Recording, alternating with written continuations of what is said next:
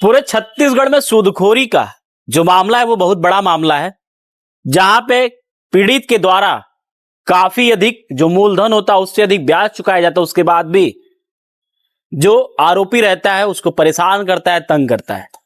अभी कुछ दिन पहले तोमर बंधु, रायपुर के तोमर बंधु दोनों फरारी काट रहे हैं। सूदखोरी के मामले में बकायदा उनके ऊपर कार्रवाई होती है और फिर रेड पड़ती और घर से करोड़ों रुपए के सामान, नकदी, तमाम चीजें निकलती हैं। कवर्धा से एक ऐसा मामला सामने आया जहां पे एक पीड़ित के द्वारा शिकायत दर्ज कराई गई है और पीड़ित बकायदा हर महीने 10% मासिक ब्याज की दर से जो मूल अमाउंट है उसका ब्याज दे रहा था। 4 लाख रुपए का वो 40 लाख रुपए दे चुका है। उसके बाद भी अब तक जो सूदखोर है उसको परेशान कर रहे हैं और गंदी गंदी गालियां दे रहे हैं। परिवार में जाकर उसको जलील किया जा रहा है। ये पूरा मामला कवर्धा का है और ब्लैंक चेक, ब्लैकमेलिंग भी इसको कह सकते हैं, जहां पीड़ित राधेलाल डहरिया जो कि कवर्धा के वार्ड क्रमांक 12 के रहने वाले एक वो शिक्षक हैं। 2018 में उनको अपना मकान बनवाना था और भी जरूरी घर के काम थे, तो वो 4 लाख रुपए एक महिला जिसका नाम शकुन खुराना और सतनाम खुराना, जो कि ग्राम झलमला की रहने वाली, कवर्धा में एक जगह है झलमला गांव है, वहां की रहने वाली ये महिला शकुन खुराना और सतनाम खुराना भी इसको कहा जाता है। वो ब्याज पे बकायदा पैसे देती है लोगों को।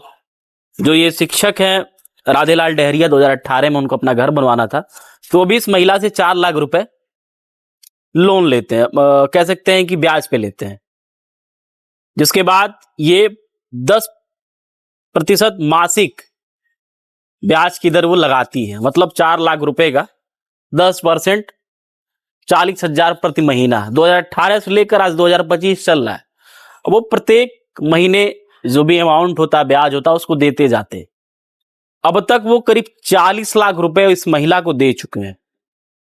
अपना घर बेच दिए, अपनी जो पारिवारिक कुछ पुश्तैनी जमीन थी उसको बेच दिए और 40 लाख रुपए से अधिक इस महिला को अब तक ये चुका चुके हैं। उसके बाद भी ये महिला जिसका नाम शकुन खुराना है वो इनको परेशान करती है, इनको जलील करती है। अब तक ये चुपचाप सह रहे थे। इसका जो भी कह सकते हैं कि अपमान था, ये इनको अपमानित कर रही थी, इसको चुपचाप सह रहे थे। 3 जून को ये महिला इनके घर पहुंचती है।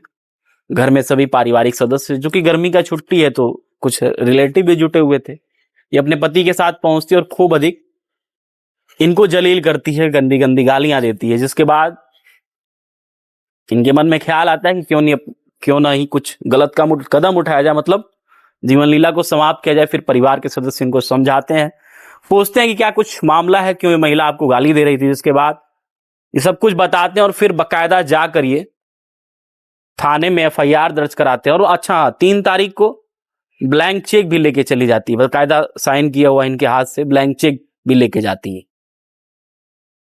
इन्हीं का चेक, इस पे उनका सिग्नेचर, और ये महिला लेकर चली जाती है।